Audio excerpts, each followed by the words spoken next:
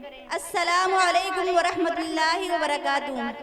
الحمدللہ رب العالمین والصلاة والسلام علی سید الانبیاء والمرسلین وعلی آلہ واصحابہ اجمعین، اما بعد فاعوذ باللہ من الشیطان الرجیم، بسم اللہ الرحمن الرحیم۔ یا ایھا الذین آمنوا قوا انفسکم واہلیکم نارا وقودها الناس والحجارہ، صدق اللہ العظیم۔ میری پیاری ماؤں اور بہنوں، اولاد کی تعلیم و تربیت بہت اہم چیز ہے۔ نبی کریم صلی اللہ علیہ وسلم ارشاد فرماتے ہیں، کسی باپ نے اپنے اولاد کو اچھے ادب سے بہتر کوئی عطیہ نہیں دیا۔ اولاد کی تربیت والدین کی بہت بڑی ذمہ داری ہے۔ اگر والدین اس سلسلہ میں کوتاہی کریں گے تو سخت باز پرس ہوگی۔ نبی کریم صلی اللہ علیہ وسلم کا ارشاد گرامی ہے، الا کلکم راع وکلکم مسئول عن رعیتہ، کان کھول کر سن لو، تم میں سے ہر شخص نگراں ہے، ہر شخص سے اس کے نگرانی کے بارے میں سوال کیا جائے گا۔ شوہر سے بیوی کے متعلق سوال کیا جائے گا، اس کے حقوق ادا کیے کہ نہیں۔ بیوی سے شوہر کے مال کے بارے میں سوال کیا جائے گا۔ کوئی بھی اپنی نگرانی کی ذمہ داری سے سبکدوش نہیں ہو سکتا۔ والدین کی تربیت کا اولاد پر خاص اثر پڑتا ہے، بالخصوص ماں کا ہر ایک ماں اپنے بچوں کے لیے ان کی دنیاوی و اخروی اور فلاح و بہبود کا ذریعہ اور سبب بن سکتی ہیں۔ سامعین اکرام، صرف اسکول کی تعلیم کافی نہیں، ایک بات تو یہ ذہن نشی ہو جانی چاہیے کہ بچے کو شروع ہی سے ایمان و یقین میں مضبوط کرنے کی فکر لازم اور ضروری ہے۔ دوسرے اسلامی آداب اور اسلامی تہذیب سے ان کو آراستہ کرنے کی کوشش کرنا چاہیے۔ تعلیم میں اول و مقدم تعلیم دینی تعلیم کو رکھنا چاہیے، پھر عصری و دنیاوی تعلیم سے بچے کو آراستہ کرنے کی تدبیر کرنی چاہیے۔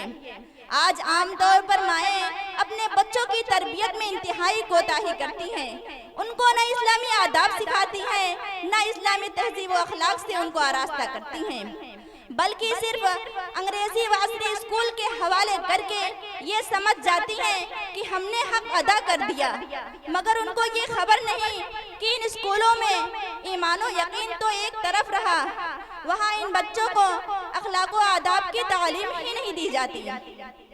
اس لیے بچوں کی تربیت کا گھر میں نظام بنانا چاہیے، مگر اس کے لیے پہلے ماؤں کو علم و اخلاق سے، ایمان و اسلام سے اپنے آپ کو مزین و آراستہ کرنا چاہیے، ورنہ جہالت و بد اخلاقی و بد تہذیبی سے ماں خود آزاد نہ ہو تو بچوں کی کیا تربیت کر سکتی ہے۔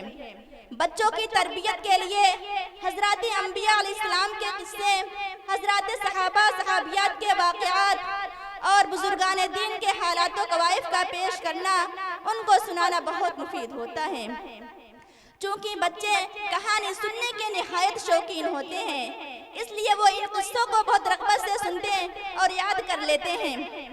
بعض عورتیں اپنے بچوں کو گانا سکھاتی ہیں اور بعض عورتیں اپنے بچوں کو گالیاں سکھاتی ہیں اور بچوں کے زبان سے گالیاں سن کر خوش ہوتی ہیں، اور بعض عورتیں گانا سکھاتی ہیں اور بعض موبائل کی عادی بناتی ہیں اور بچوں کی زبان سے گانا سن کر بہت خوش ہوتی ہیں۔